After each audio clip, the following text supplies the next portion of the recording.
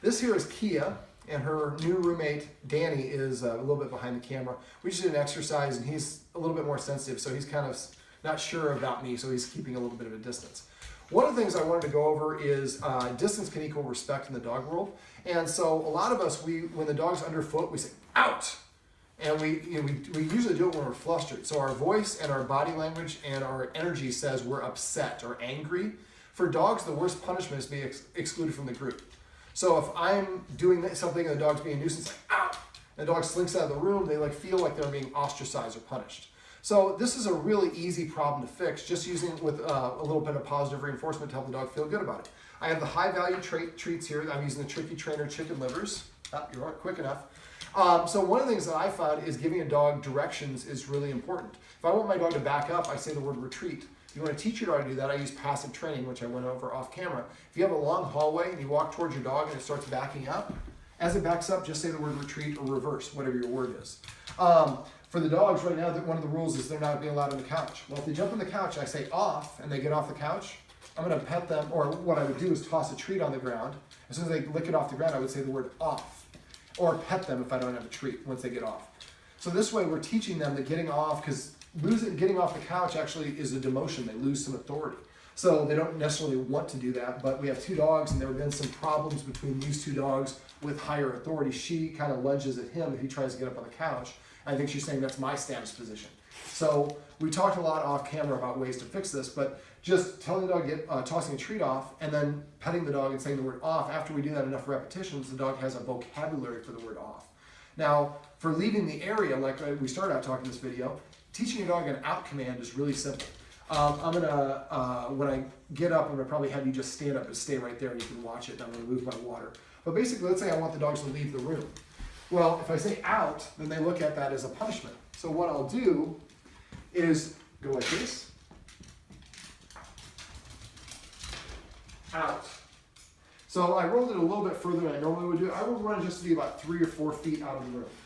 So now he's out there sniffing to see if he's going to get one or not. So I'm going to wait for him to come in here. Let him see that I have a treat. Don't point it out. He's not near it, but he's nose will leave him to. Off. The treat goes in the mouth, and then I say the word off. Off. Now what we're doing is we're creating a positive. Leaving the room isn't an ostracization, I don't know if that's a word, isn't being ostracized. Leaving the room actually is a rewarded behavior. Off.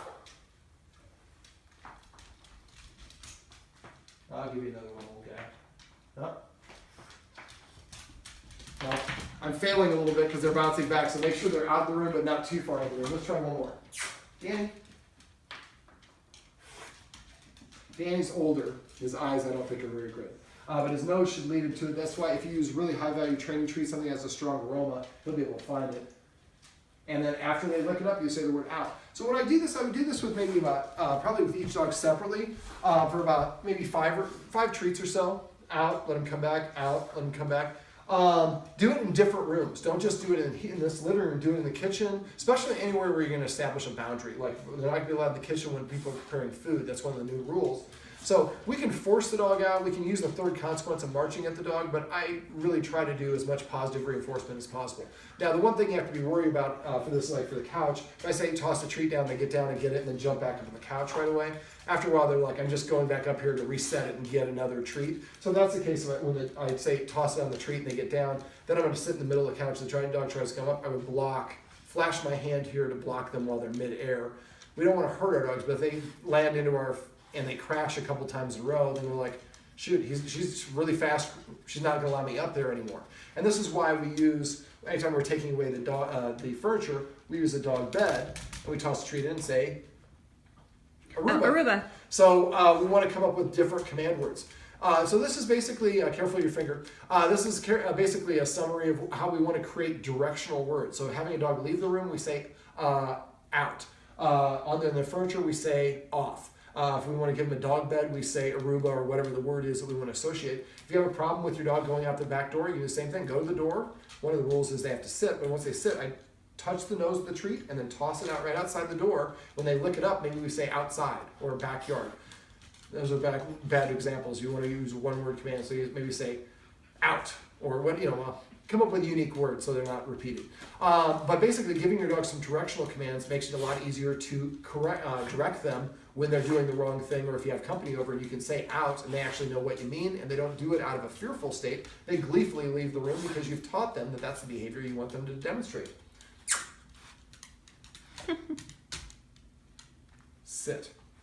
This is how you can use positive reinforcement to teach your dog to leave or give it directions.